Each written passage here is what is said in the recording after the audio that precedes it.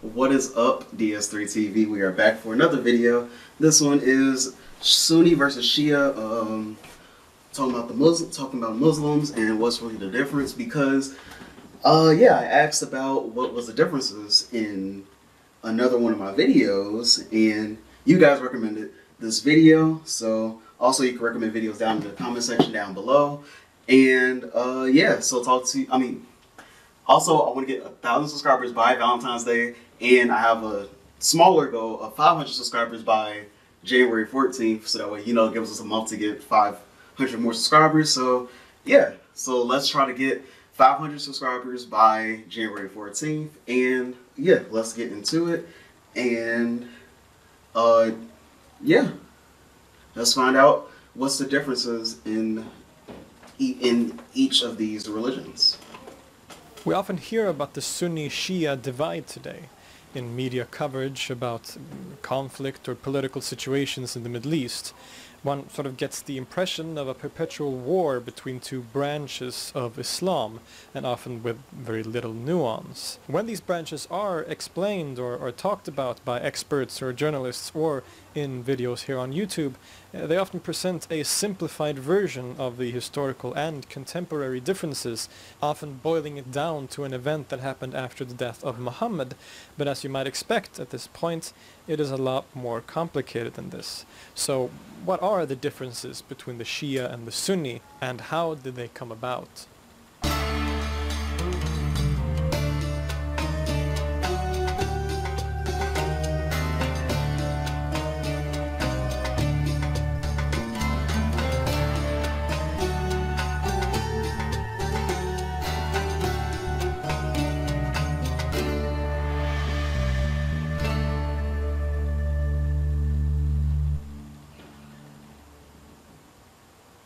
So, as you may have heard, the story begins arguably with the death of the Prophet Muhammad in 632 AD.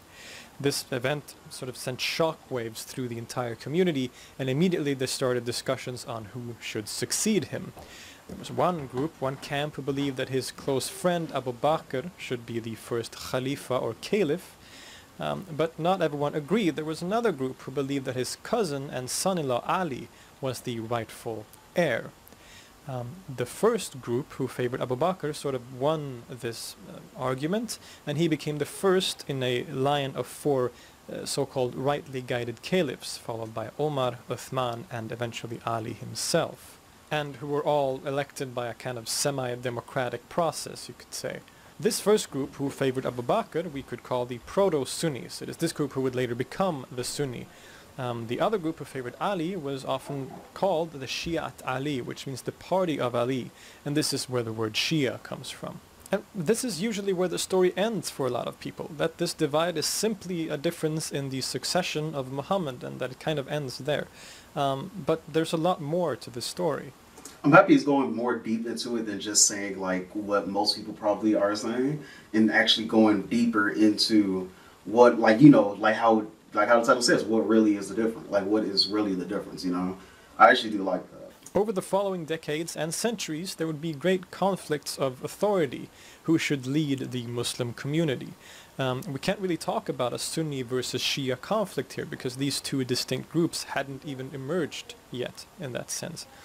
There were many proto-Sunni groups like the Umayyad and Abbasid dynasties that you've probably heard of, and many other that would compete for who should be the rightful leader.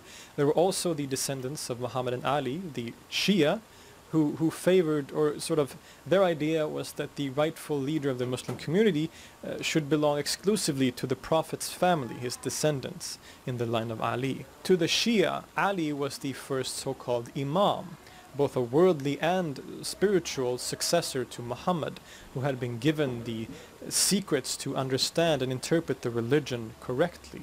After Ali, there is thus a line of Imams that will succeed him as Imams, as leaders, which begins with his son Hassan and then Hussein. Now, Hussein started a kind of revolt against the early Umayyad dynasty, and was very famously martyred and killed by Umayyad forces in Karbala.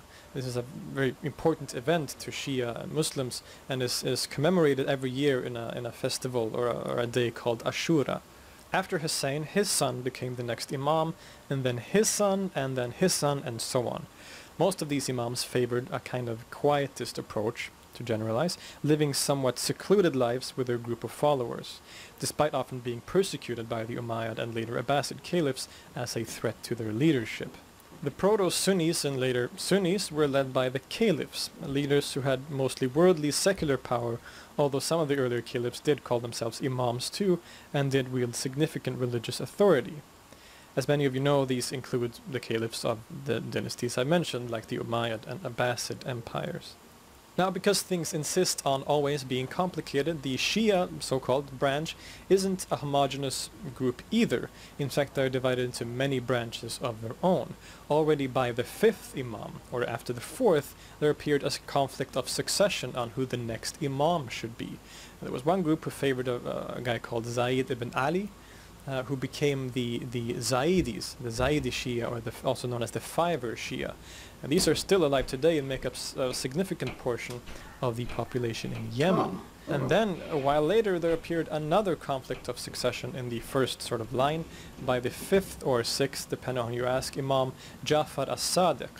There were some who favored his oldest son, Ismail ibn Ja'far, who became known as the Ismailis, or Sevener Shias, which is the second largest group of Shiites today.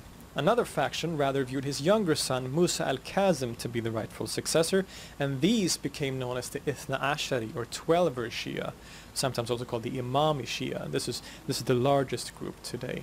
It is the 12er form of Shiism that is dominant in Iran today, and is the state religion of Iran. The Ismailis, on the other hand, is quite complicated too.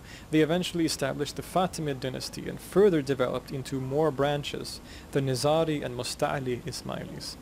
The former is the largest of these, and is the only group of Shia who still have a living imam in Aga Khan IV. Wow. The latter group is represented by a group called the Bohras, who exists primarily in India today. My reason for retelling this general history is to point out that the Shia is not a homogeneous group, and neither are the Sunnis.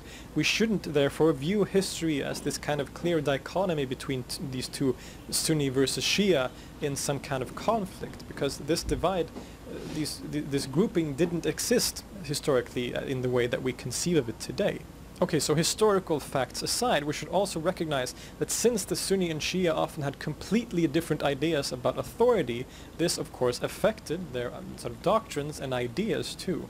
Not only was this sort of divide political early on, it also eventually became philosophical, theological, and legalistic. And because the Shia and Sunni viewed different companions of Muhammad as more or less trustworthy, this also affected greatly the transmission of hadith, the stories about the Prophet and his companions. So the Sunni and Shia often used different collections of hadith from each other, which is also the basis of much Islamic law and ritual. Not only that, but the Shias also view the hadith of the Imams as authoritative and not just those of Muhammad, and these hadiths are also frequently used in legal matters as well. As time went by, theological differences appeared too. Generally, one could say that the more rationalistically based theological school of the Mu'tazila, which eventually became a minority in the Sunni world, was adopted to a much larger degree by the Shiites, especially by the 12er and Zaydi branches. The Mu'tazila favored a more sort of metaphorical and allegorical reading of scripture and had a more transcendent view of God without any anthropomorphic features, for example. The Mu'tazila school was quite popular early on for the Sunnis as well, but soon thereafter it lost its prominence to another school called Ash'arism, a more literalist approach, which is still the mainstream today. The Ismailis in turn went in their own direction. Heavily inspired by Neoplatonic philosophy, their theology is very unique in this context, having very different ideas about revelation and metaphysics, for example, and features many esoteric aspects. When it comes to question of fiqh or jurisprudence, there are differences here too. While the Sunnis eventually developed to gradually discard things like personal rational efforts by the jurist in favor of the revealed sources like the Quran, Hadith, and analogy and so on, the Shia, one could say generally, has maintained the importance of something called ijtihad, which could be translated as personal interpretation or personal effort to interpret. while they didn't like things like analogy as much as the Sunnis did. When talking about the Sunni world, it is often stated that the door to ijtihad closed around the year 1000, and this of course isn't true at all, since the people still kept interpreting and are still interpreting today, but that's a subject for another video. We should remember that these are huge generalizations and that I'm speaking primarily from a historical perspective. In fact, the concept of ijtihad has very much resurfaced in the Sunni world, especially in the last 2 centuries, with the emergence of certain reform movements like what is often called Islamic modernism, in which people have started to reinterpret and use ijtihad again to reinterpret the original sources like the Quran, which has led to everything from Islamic feminism to Al-Qaeda. So the Sunni schools of law, the madhabs, which are the Hanafi, the Shafi'i, the Maliki, and the Hanbali, are independent and different from the various Shia schools. The 12er school of jurisprudence is often referred to as the Ja'fari school. The Zaidi school is called the Zaidi school, and the Ismailis have the Ismaili school. Very simple. Of course, the Ismailis, at least the Nizari Ismailis, still have a living imam, which means that he still has the highest authority and last word when it comes to interpreting the Quran and derive or adapt its laws to current society. In fact, this is one of the main doctrines of Shi'ism. The Shia imams are not simply worldly leaders of the Muslim community, they are the spiritual leaders and authority as well. It is thought that Ali was given the inner secrets to interpret the Quran, a spiritual wisdom that he handed over to the next Imam, who handed it over to the next, and so on. To the Shia, the Quran isn't complete in that sense, but must always be interpreted and understood by the living Imams, the descendants of the Prophet himself. The Sunnis, on the other hand, while the early caliphs did have some authority over religious matters and the law, this authority eventually fizzled out and they became more secular leaders. Religious matters then being dealt with by groups of jurists, theologians, and to some degree Sufis, Sufi sheikhs. We should remember to avoid viewing this divide as some 2 clear factions that are at perpetual war or something. There were conflicts, of course, and the minority group was often persecuted and oppressed by the majority. These are just a few of the multitude of different perspectives and ideas that existed within the larger Muslim community. Many Sunnis were inspired by Shias and vice versa. I would argue that there didn't appear a clear Sunni versus Shia dichotomy as we think of it today until the rise of the so-called gunpowder empires in the early modern period. That is, let's say, between the 16th and 18th or 19th centuries. So on the one hand we had the Ottoman Empire, who ruled large portions of the Middle East from Istanbul, who were predominantly Sunni, and then on the other hand we had what is in modern Iran, the Safavid Empire, whose state religion was 12er Shi'ism. And so here for the first time we have 2 empires, one who is very clearly Sunni and the other Shia, and who were not always on the best of terms. These empires and the culture and religion practiced there were often very distinct from each other, to the point that they can sometimes feel like completely different religions. For example, in Shia Safavid Empire, Sufism began to be viewed in a very suspicious light. Many of the jurists of the Safavid Empire were very opposed to Sufism, and it was often persecuted, which is especially weird since the Safavids were founded by and named after a Sufi order, the Safaviya. And this stands in stark contrast to the 2 other Sunni empires, the Ottomans and the Mughals, both in which Sufism flourished. This negative stance towards Sufism that started during the Safavid dynasty has left its mark even today, as many of the Sufi orders in Iran, like the Nimatullahi order, is severely oppressed still today. So even though the gunpowder empires don't exist anymore, its effect can very much still be felt. The lands that were ruled by Ottoman and Mughal empires are still dominated by Sunnis in terms of population. In contrast, Iran and the larger Persian region has a majority of Shiites. With the emergence of the nation-state system, these conflicts aren't as clear as they were back then, although there clearly are still tensions, as we can see today in the region. Thus, what is important to remember is that the big Shia-Sunni tension that we see today isn't that old either. It has really only become worse in the last 70 years or so, with the increase of divisive politics in the Middle East and the subsequent spread of fundamentalist groups. Also important to remember is that a lot of groups and religious leaders from both sides of the spectrum are working hard today to establish a religious unity between these 2 groups and solidarity. There's a lot of examples of this kind of syncretism both in the contemporary world and also historically. To conclude, the difference between the Sunni and Shia are not simply a question of the succession after Muhammad. This initial division led to many other developing distinctions between the two. They often differ on how the Quran should be interpreted or even conceived.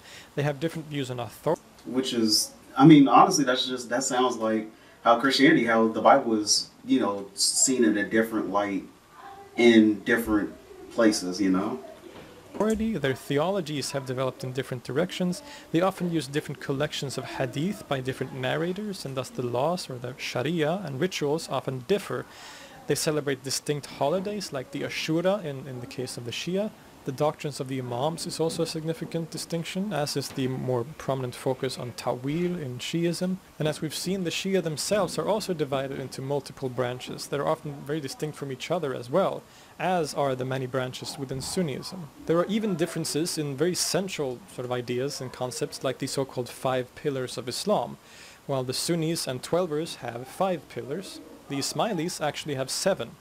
So as you can see, the differences are often much larger and significant than we are led to believe. But at the same time, and as I've stated multiple times in this video, we should also avoid drawing too clear a dichotomy between these two groups, as if they were like the Catholic or Orthodox churches in medieval times, or these two branches that are constantly at perpetual war. Instead, history has shown a complicated myriad of schools and ideas that have sometimes been in opposition to each other. There have been periods in history, like right now or during the gunpowder empires, where the division appears much more prominent, and other periods and places where it hasn't been. Everything I've said in this video is of course generalizations too, but I hope I've given you a bit more nuanced and complex view of these two movements within Islam.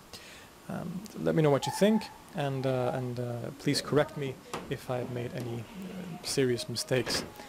I'll see you next time. Okay, that was a good video. Yeah, so talk to you guys in the next video. Also subscribe to the channel. Want to get 1,000 subscribers by Valentine's Day and get 500 subscribers by January 14th. And yeah, thank you guys for watching the video with me, and yeah, peace.